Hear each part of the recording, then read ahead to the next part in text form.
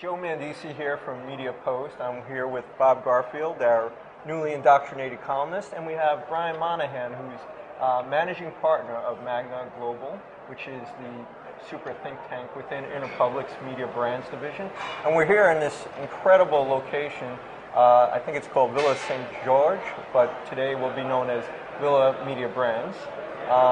So basically, we're going to be broadcasting a little bit live, semi-live, from Cannes this week, and Bob and my other new colleague, Barbara Lippert, will also be appearing. Fortunately, Barbara couldn't quite make it tonight because of extenuating travel circumstances, but Brian graciously offered to sit in, and so we're still getting our feet wet, and we're still getting rooted here in Cannes, and this incredible party is ready to take place.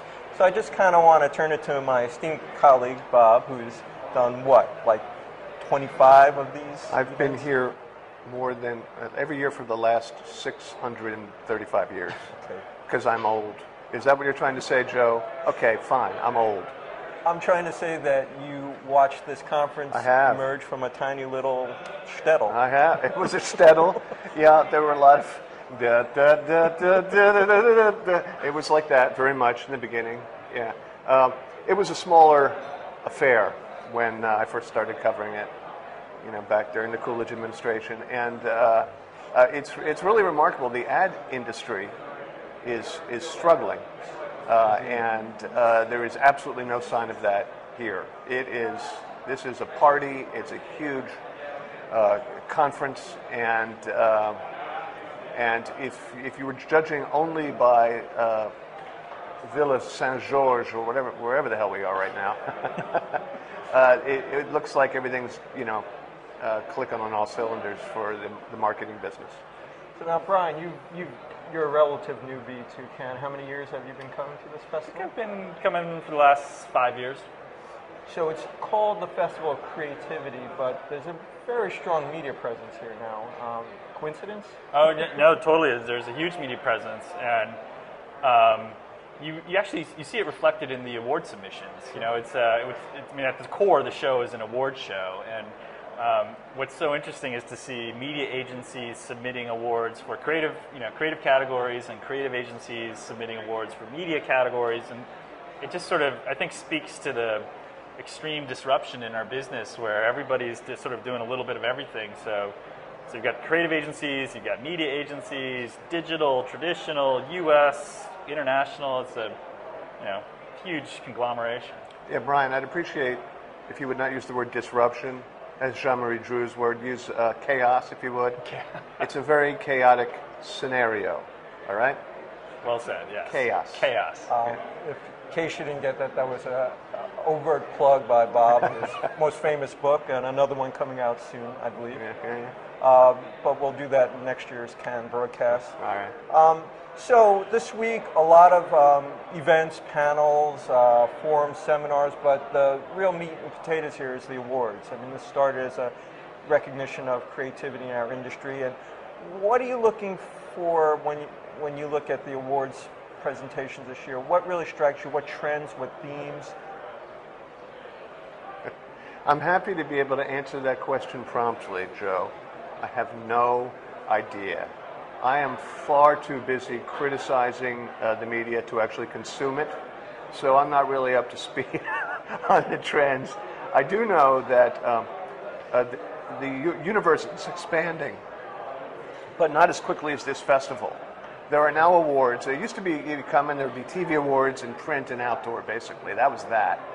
Now there's awards for marketers, for media buying, for media creativity, for I don't even know what titanium is. It's something to do with technology and creativity, the synthesis of those.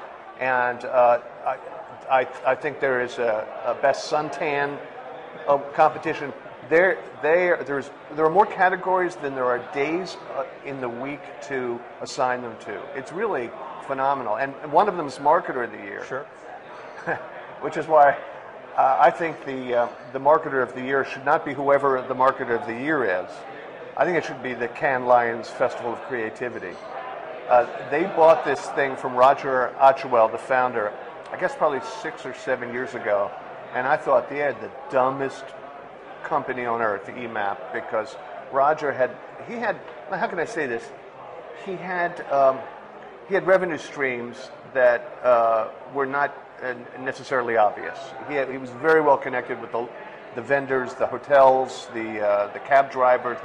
He had ways of really squeezing every penny. I thought, there's no way a corporate entity is going to come in here and do what Roger's done. Oh no, they have done fantastically. It is expanding every which way. It's really quite remarkable. It is, indeed. And you do see more marketers represented here than you had in the past. In fact, it's become a much more diversified conference. You also see, I guess, more traditional media companies than you had in the past. Companies like Viacom and CBS and USA Today and Timing. AOL is a huge presence here. There would be a digital media company. Oh, I'm sorry. You mean a legacy media company? Legacy media company. I apologize. Well, I think that the first wave of media companies that really showed up in presence at Cannes were the global digital companies, because it's also, I mean, this is a truly global show. And so the digital companies that have a footprint in multiple markets had a reason to be here.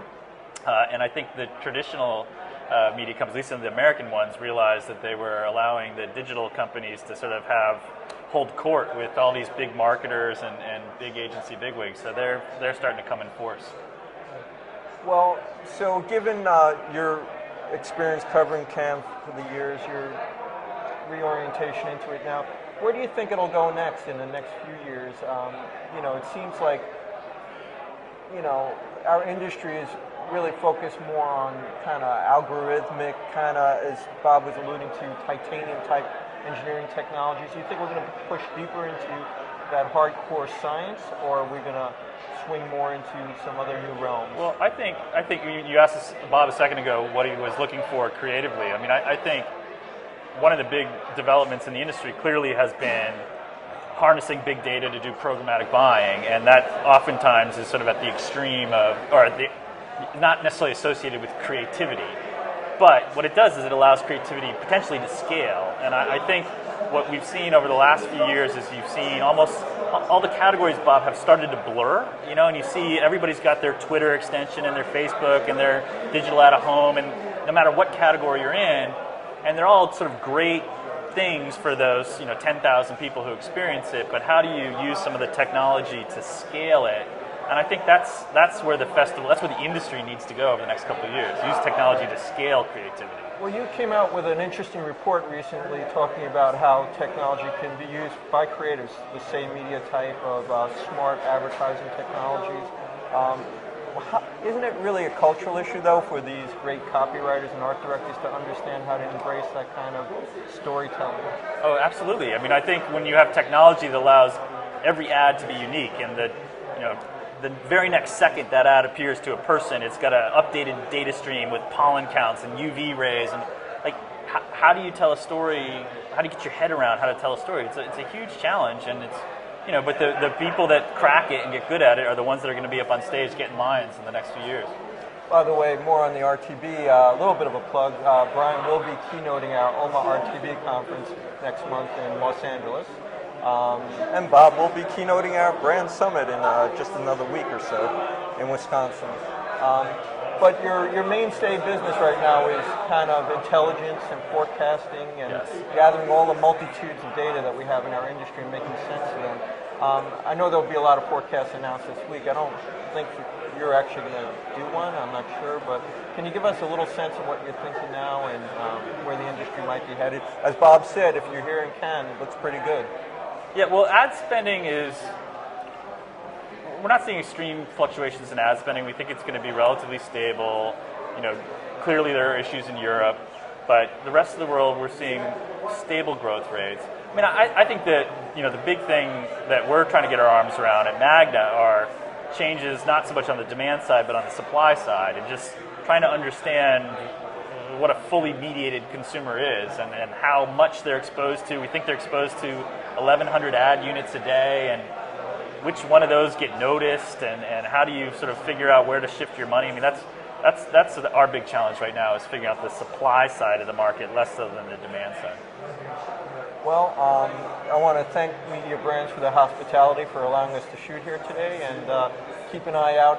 The rest of the week we'll be popping up in all kinds of places. So thank you, Brian. My pleasure. Enjoy Ken. Bob, I'll see you tomorrow. I reckon you will. Thanks, Joe. Thank you. Brian. You're welcome. Later, Gator.